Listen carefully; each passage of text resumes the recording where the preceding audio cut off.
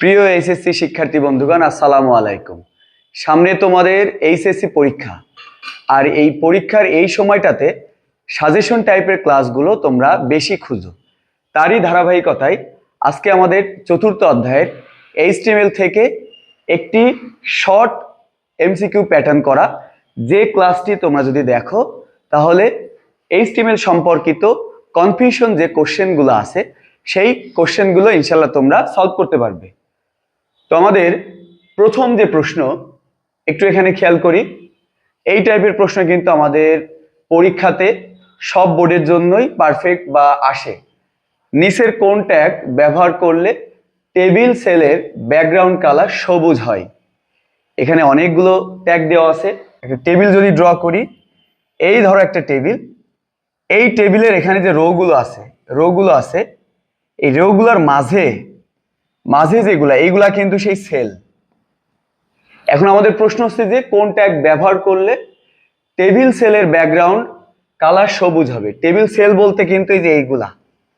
এখন অবশ্যই আমরা জানি টেবিল সেলের মধ্যে যে ডেটা থাকে সেটা আমরা টিডি দিয়ে প্রকাশ করি, মানে টেবিল ডেটা দিয়ে।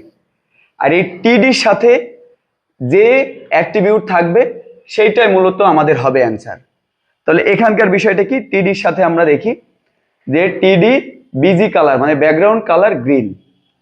এইটা হবে এই প্রশ্নের উত্তর। আমরা যদি পরবর্তী প্রশ্ন খেয়াল করি, ইউআরএল দ্বারা কোনটি প্রকাশ করা হয়? আমাদের অপশনে অনেকগুলো আছে, internet, domain name, Yahoo, Google. আমার মনে হয় অলরেডি প্রশ্নটা দেখে অনেকে উত্তর দিতে পারছো যে এইটার উত্তর হবে কি ডোমেন নেম।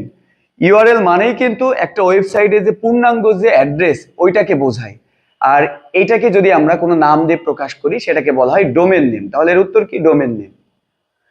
আমাদের পরবর্তী প্রশ্ন, এটা কিন্তু সবাই পারো, অনেকে জানো যে কোনটি ওয়েব ব্রাউজার। তবে পরীক্ষার সময় কিন্তু তোমরা এটা ভুল করো, কারণ মনে হয় যে এখানকার চারটাই উত্তর।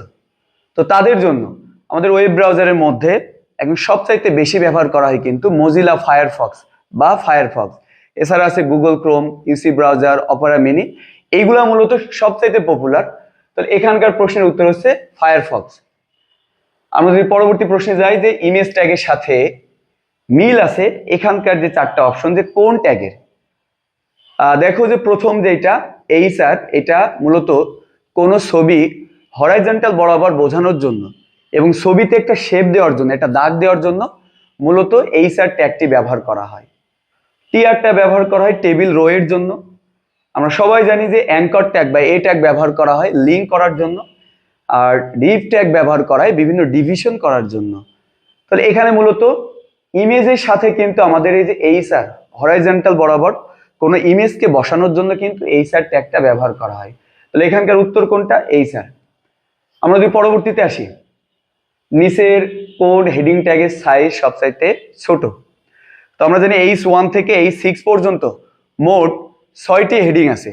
এর মধ্যে সবচাইতে বড় যে হেডিং সেটা কিন্তু H1, এবং সবচাইতে ছোট যে হেডিং সেটা কিন্তু H6। যেহেতু আমাদের এখানে বলেছে সবচাইতে ছোট কোনটা, তাহলে H6। আর যদি বড় বলতো তাহলে সেখানে আমাদের উত্তর হতো H1। আমাদের পরবর্তী প্রশ্ন, HTML কোড একটা এখানে দেওয়া আছে এবং সেখানে সুপারস্ক্রিপ্ট ট্যাগ ব্যবহার করা আছে। আমরা যারা মোটামুটি একটু ট্যাগের ক্লাস প্রথম থেকে করেছি তারা জানি যে মূলত দুইটি ট্যাগ, একটা হচ্ছে সুপারস্ক্রিপ্ট এবং আরেকটা হচ্ছে সাবস্ক্রিপ্ট। এখন সুপারস্ক্রিপ্টের এখানে একটু খেয়াল করো যে পি লেখা লাগে আমাদের, মানে পি এর যে সার্কেলটা এটা কিন্তু আমরা যখন লিখি তখন একটু উপরের দিকে দিই, আর বি এর যে সার্কেলটা তখন কিন্তু আমরা নিচের দিকে দিই। এখন কোনো পাওয়ার যদি উপরে বোঝাই, উপরে বোঝানোর জন্য এই যে এইটা আমরা একটু ইমাজিন করব যে পি লেখা লাগে এখানে, তাহলে উপরে পাওয়ারের জন্য কিন্তু সুপ। এখন আমাদের এখানে সুপারস্ক্রিপ্ট 2 দেওয়া আছে, তার মানে এখানে প্রথমে যেহেতু এইচ ছিল 2 আছে, 2টা এমন হবে। দেন আছে ও, এইটা আমাদের যে অপশনে আছে সি নম্বর অপশনে, যে এইচ তার পাওয়ারটা হচ্ছে 2, দেন হচ্ছে ও। বিষয়টা আবার একটু দেখি যে কোনো পাওয়ার নিচেই কল্পনা করতে কিন্তু আমরা সাবস্ক্রিপ্ট যেটা বি থাকবে সেটা নিচে হবে, আর যেটা পি থাকবে সেটা উপরে হবে। আমরা পরবর্তী কনসেপ্টে যদি যাই তাহলে এটার উত্তর হচ্ছে H2O। পরবর্তী লিঙ্ক ট্যাগ কোনটি? এটা কিন্তু প্রায় বোর্ডে আসে এবং পরীক্ষাতে অনেক শিক্ষার্থী যারা না পড়ে উত্তর দেয় এবং যারা ভাবে যে এই প্রশ্নের সাথে এই অপশনটা মানাচ্ছে, তারা কিন্তু এটা যে কোনো একটা বিষয়ে উত্তর দেয়। কিন্তু যদি একটু পড়ালেখা করে পরীক্ষার হলে যাওয়া হয় তাহলে কিন্তু উত্তর দেওয়া সহজ। লিঙ্ক ট্যাগ মূলত একটা ওয়েব পেজের সাথে আর একটা ওয়েব পেজ লিঙ্ক করার জন্য এখানে কিন্তু অ্যাঙ্কর ট্যাগ, যেটা আমরা বলছি, এই অ্যাঙ্কর ট্যাগটি ব্যবহার করা হয়। অনেকে মনে করে এলআই, লিঙ্কের প্রথমে এলআই আছে, না, এলআই হচ্ছে যে একটা লিস্টের আইটেম বোঝানোর জন্য ব্যবহার করা হয়। তাহলে এখানকার উত্তর হচ্ছে আমাদের অ্যাঙ্কর বা এরপরে কোনটি ফরম্যাটিং ট্যাগ? অনেকগুলা প্রশ্ন, একটু পর্যায়ক্রমিক ভাবে মনোযোগ সহকারে যদি দেখো, ইনশাল্লাহ এই চতুর্থ অধ্যায়ের প্রশ্নে কোনো সমস্যা থাকবে না। একটু অ্যাক্টিভ থাকবো যে কোনটি ফরম্যাটিং ট্যাগ। ফরম্যাটিং বলতে টেক্সটের ক্ষেত্রে কোন ট্যাগগুলো ব্যবহার করা হয়। টেক্সটের ক্ষেত্রে কিন্তু অনেক ধরনের ফরম্যাটিং ট্যাগ ব্যবহার করা হয়, যেমন ইউ, আন্ডারলাইন, আই, ইটালিক, এই টাইপের। তো আমাদের এখানে ওয়েলটা কিন্তু লিস্টের জন্য, অর্ডার লিস্টের জন্য, H1টা এটা হেডিং এর জন্য, বিগ ট্যাগটা এটা ব্যবহার করে একটা লেখা বোল্ড করার জন্য। বি ট্যাগ যেমন বোল্ড করার জন্য ব্যবহার করা হয়, এই বিগ ট্যাগটাও সেম ওই বোল্ড করার জন্য ব্যবহার করা হয়। আর অ্যাঙ্কর কিন্তু আমরা ইতিমধ্যে দেখেছি যে অ্যাঙ্কর ট্যাগটি ব্যবহার করা হয় লিঙ্ক করার জন্য। টেক্সটের ফরম্যাট, বড় ছোট কালার, এইগুলাকে বলা হয় টেক্সটের ফরম্যাট। এই টেক্সটের ফরম্যাট করার জন্য আমাদের বিগ ট্যাগ ব্যবহার করা হয়। আমরা যদি পরবর্তী প্রশ্নে আসি, ফন্টের স্টাইল পরিবর্তন করতে কোন অ্যাট্রিবিউট ব্যবহার করা হয়? এখানে কিন্তু ট্যাগ না, বলা হয়েছে কি অ্যাট্রিবিউট। একটা ফন্টের এখানে যতগুলো তথ্য দেওয়া, তার মধ্যে সাইজ, স্টাইল এবং ফেস, এই তিনটা অপশনে কিন্তু ফন্টের অ্যাট্রিবিউট হিসেবে ব্যবহার করা হয়। সাইজ ব্যবহার করা হয় ফন্টের আকার আকৃতি নির্ধারণের জন্য, স্টাইল ব্যবহার করা হয় ফন্টকে বিভিন্ন ডিজাইন বা বিভিন্ন ফরম্যাটে দেওয়ার জন্য, নেমটা এটা উইদাউট অপশন, আর ফেস ব্যবহার করা হয় যখন আমরা ইংলিশ থেকে বাংলা, বাংলা থেকে ইংলিশ লিখি, ওই টাইমে আমাদের ফেসটা ব্যবহার করা হয়। আমরা অনেক প্রশ্নে দেখেছি যে বাংলা লেখার জন্য সুতনি এমজে, যে ফন্টে যে নেমটা আছে এটা কিন্তু ব্যবহার করা হয়। এখান থেকে একটা প্রশ্ন আসে, তার মানে বোঝা গেছে যে ফন্টের স্টাইল পরিবর্তন করতে মূলত স্টাইল অ্যাট্রিবিউটটি ব্যবহার করা হয়। আমাদের পরবর্তী প্রশ্ন, এই টাইপের প্রশ্নে কিন্তু অনেক শিক্ষার্থী ভুল করে এবং এইটা সচরাচর সকল শিক্ষার্থীরাই বই থেকে মুখস্থ করে। এইটা পারার জন্য একটা টেকনিক আছে। আমি কালার কোডের উপরে, শুধুমাত্র কালার কোডের উপরে একটি ক্লাস আপলোড করব, তোমরা কালার কোড সম্পর্কিত ওই ক্লাসটা অবশ্যই দেখবে, তাহলে এই প্রশ্ন মুখস্থবাদে উত্তর দিতে পারবে। আমি যদি কিছুটা এখন আলোচনা করি যে এখানে লাল রঙের কালার কোড কত। আমরা জানি কালার কোডকে দুই ভাগে ভাগ করা, একটা হচ্ছে RGB আর একটা হচ্ছে CMYK কে। এখন মূলত RGBটা একটু মনে রাখবে যে RGB মানে রেড, গ্রিন, ব্লু। তো আমরা যখন লাল রঙের কথা বলছি, লাল বলতে আমরা বুঝি রেড, আর রেডের প্রথমে কি আছে? আর। তাহলে আমরা আর এর নিচে 1 দিব, বাকিগুলা কি কল্পনা করব? শূন্য। আর এই 1 এর ভ্যালুটাই হচ্ছে F। আর যখন কোনো কিছু হেক্সাডেসিমেল করে আমরা প্রকাশ করব, অবশ্যই তার প্রথমে আমরা হ্যাশ চিহ্ন দিব। তার মানে বোঝা যাচ্ছে রেড যখন হবে #F0000। এই টপিকের উপরে আমি অতি শীঘ্রই একটি ক্লাস আপলোড করব। এখানে যেহেতু অবজেক্টিভ, আমাদের অনেকগুলো অবজেক্টিভ সমাধান করতে হবে, এই জন্য ক্লাসটা আমি বড় করছি না। তো স্বাভাবিকভাবে লালের যে কালার কোডটা, সেটা বোঝা যাচ্ছে যে আমাদের নম্বর অপশনে যেটা আছে #F0000। এর পরবর্তী ওয়েল টাইপ এ, আমরা জানি ওয়েলটা ব্যবহার করা হয় অর্ডার লিস্টের ক্ষেত্রে। আর অর্ডার লিস্টে এখানে টাইপটা দেওয়া আছে কি এ, তার মানে এই লিস্টটা ABCDEF এই প্যাটার্নে, এই অক্ষরে কিন্তু আসবে। এখানে আবার একটা কন্ডিশন বলছে, সেই কন্ডিশনটা হচ্ছে যে স্টার ইকুয়াল এখানে কত? 3। তার মানে ABCর 3 নম্বর থেকে যেটা আছে, 3 নম্বরে কি আছে একটু দেখো, 3 নম্বরে আছে কিন্তু এই সি। তার মানে এর আউটপুটটা কি হবে? সি থেকে শুরু হবে। আমরা দেখি ডি নম্বর অপশনে আছে সি এবং ডি, আর এইগুলা কিন্তু উইদাউট অপশন, যেহেতু এইটাও উইদাউট অপশন, এইটাও উইদাউট অপশন। এইটা একটু মানে কনফিউশন আসে যে যেহেতু এ আছে তার মানে এ থেকে শুরু হবে না, এখানে ডিরেক্ট লেখা আছে যে *3, তার মানে সি থেকে শুরু হবে।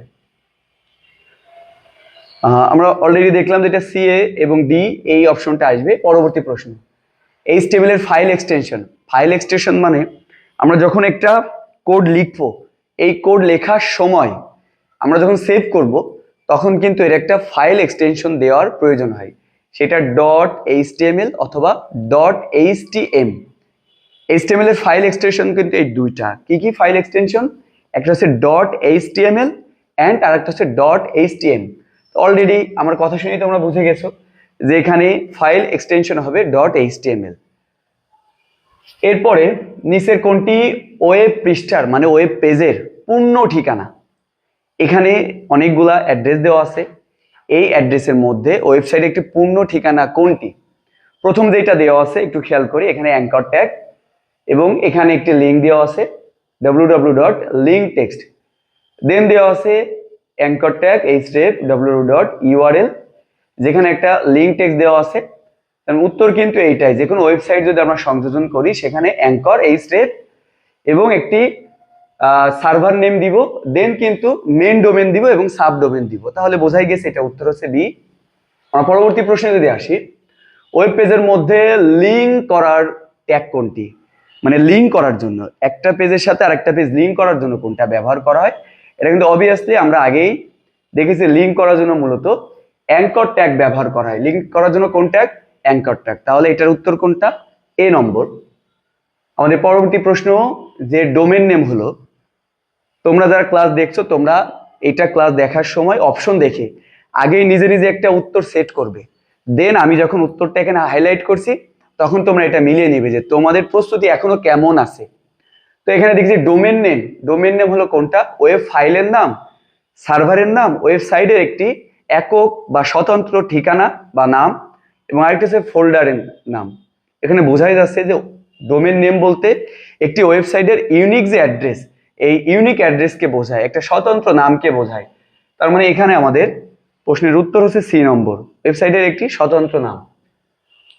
আমাদের পরবর্তী প্রশ্ন, একটু ধৈর্য হারা হয়েও না, আর মাত্র আমাদের মোট 25টা অবজেক্টিভ এখানে আমরা আলোচনা করব, তার মধ্যে একটা 16 নম্বর। এই টাইপের প্রশ্ন কিন্তু পরীক্ষাতে আসে, যে একটা ইমেজ ট্যাগের ক্ষেত্রে কিন্তু এটা আসে। দৈর্ঘ্য দেওয়া আছে 120 পিক্সেল এবং প্রস্থ দেওয়া আছে, ইমেজের নাম দেওয়া আছে। এখন এই ছবিটি সংযোজনের জন্য নিচের কোন করতে হবে? দেখো, প্রথমে যেটা দেওয়া থাকে এটা কিন্তু আমাদের প্রথমে যেটা দেওয়া আছে এটা প্রস্থ, অর্থাৎ এটা হচ্ছে ওয়াইড, এবং পরবর্তীতে প্রথমে যেটা দেওয়া আছে এটা হচ্ছে দৈর্ঘ্য, তার মানে এটা আমরা ধরতে পারি হাইট, এবং আমাদের দ্বিতীয় ক্ষেত্রে যেটা দেওয়া আছে সেটা কিন্তু প্রস্থ, তার মানে এটা হচ্ছে ওয়াইড। তো আমরা দেখি যে হাইট এখানে 120 এবং ওয়াইড 150, এটা কোন অপশনে আছে? এখানে প্রত্যেকটা অপশনের মধ্যে এই টাইপের বিষয় থাকছে যে হাইটটা 120, এবং আমরা জানি যে ইমেজের জন্য কোন ট্যাগ ব্যবহার করা হয়? Image SRC. এটা হচ্ছে ট্যাগ হচ্ছে ইমেজ আর অ্যাট্রিবিউটটা হচ্ছে এসআরসি। দেন আমরা ইমেজের সেই নেমটা দিব এবং পরবর্তীতে এদের সাইজটা দিব। তাহলে আমাদের প্রথম অপশন ছিল, এবং দ্বিতীয় ক্ষেত্রে একটা অপশন ছিল, 3 নম্বর একটা অপশন ছিল। আমাদের পরবর্তী যে এটার উত্তর হবে সি নম্বর। এখানে অনেকগুলো অপশন একটু সিমিলার আছে, তো একটু ভেবে ভেবে যে প্রথমে ইমেজ থাকবে, দেন এসআরসি থাকবে, ইমেজের নেমটা থাকবে, এবং হাইট যেহেতু আমরা বলছি এখানে দৈর্ঘ্যটা 120, সে 120, এবং ওয়াইড থাকবে 150, এবং এদের যে পিক্সেলের একক যেটা পিএক্স, এটা কিন্তু এখানে উল্লেখ করা থাকবে। আমাদের পরবর্তী প্রশ্ন, ইডু, এটা কিন্তু একটা টিএলডি, টপ লেভেল ডোমেন, যেটাকে আমরা বলি যে একটি সাবডোমেন। সেই জায়গায় দেখেন যে শিক্ষার ক্ষেত্রে আমাদের যে শীট আছে, শীটের মধ্যে কিন্তু এই টাইপের প্রশ্নগুলো অনেক সুন্দর করে অ্যারেঞ্জ করে দেওয়া। তো যাদের আমাদের শীট প্রয়োজন, অবশ্যই আমাদের গ্রুপে, পেজে অথবা ইউটিউব চ্যানেলে তোমরা আমাদের নাম্বার দেওয়া আছে, সেই নাম্বারেও হোয়াটসঅ্যাপে মেসেজ দিতে পারো, অথবা সরাসরি কল করতে পারো, অথবা আমাদের ইনবক্সে মেসেজ দিতে পারো। যেখানে ইডু আছে, ইডুটা মূলত, ইডু মানে এডুকেশন, এই এডুকেশনের ক্ষেত্রে কিন্তু ডট ইডু এই অপশনটি ব্যবহার করা, এই ডোমেনটি ব্যবহার করা হয়। তাহলে বোঝাই যাচ্ছে এটা শিক্ষামূলক। আমাদের পরবর্তী প্রশ্ন 18 নম্বর, যে এখানে একটা টেবিল দেওয়া আছে, এই টেবিলের ক্ষেত্রে এখানে কোল স্প্যান এবং রো স্প্যান এর মান কত হবে? আমরা জানি যে কোনো কম্পিউটার বা ওয়েব পেজে এই দিকে যে অবস্থান যেটা, সেটাকে আমরা বলি কলাম, আর এই দিকে যে অবস্থান সেটাকে বলি আমরা রো। তো এই টেবিলটা যদি স্বাভাবিক হতো তাহলে এটা এমন ভর থাকতো, এইটা যদি স্বাভাবিক টেবিল হতো তাহলে এখানে ভর থাকতো। তো দেখা যাচ্ছে এই ডেটাটা এই কয়জনের জায়গা নিছে? 1 2, আমরা এখানে যদি খেয়াল করি 3 4, এখানে কিন্তু 4 জনের জায়গায় নিছে। আর নিচেই যে ডেটাটা 1 2 3, 3 জনের জায়গা নিয়েছে। তাহলে এখানে কোল স্প্যান হবে 4 এবং রো স্প্যান হবে 3। আমাদের সৃজনশীলের ক্লাস খুব দ্রুতই আপলোড হবে, সেখানে আমরা রো স্প্যান কোল স্প্যান সম্পর্কে আরো ভালোভাবে জানবো। তাহলে এখানকার আমাদের উত্তর হচ্ছে 4 এবং 3। তো এইটাই ছিল এই প্রশ্নের উত্তর। আমাদের পরবর্তী প্রশ্ন যে নিচের কোন ট্যাগের এলিমেন্ট থাকে না, মানে কোন ট্যাগের শেষ ট্যাগ থাকে না। আমরা জানি ট্যাগ মূলত দুই ধরনের, একটি হচ্ছে এমটি ট্যাগ আর একটি হচ্ছে কন্টেনার ট্যাগ। এমটি ট্যাগ বলতে যে ট্যাগের শুরু আছে কিন্তু শেষ নেই, এমন কিন্তু অনেকগুলো আছে, যেমন বিআর, এইচআর, ইমেজ, লিঙ্ক, মেটা, এইগুলো সব কিন্তু এমটি ট্যাগ। তো আমাদের এর মধ্যে বিআর এবং ইমেজ এই দুইটি হচ্ছে যে এমটি ট্যাগ, আর ইউ হচ্ছে যে এটা ফরম্যাটিং এর জন্য ব্যবহার করা হয়, আন্ডারলাইনের জন্য। এই শুরু আছে এবং শেষও আছে। আমাদের এই প্রশ্নটার উত্তর হবে বিআর এবং ইমেজ, অর্থাৎ 1 এবং 2, অর্থাৎ এ নম্বর, অপশনে এ নম্বর। আমাদের পরবর্তী প্রশ্ন, ওয়েবসাইট পাবলিশ করার জন্য এমন একটি সার্ভার কম্পিউটার রাখতে হয় সর্বক্ষণ যা সচল থাকতে হয়।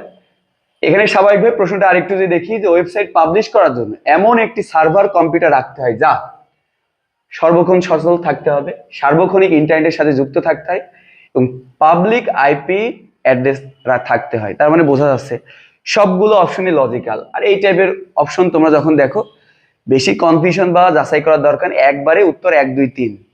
আর অভিন্ন তথ্যভিত্তিক এই টাইপের প্রশ্নগুলা কিন্তু অপশন কিন্তু সবগুলাই ম্যাক্সিমাম প্রশ্নে থাকে।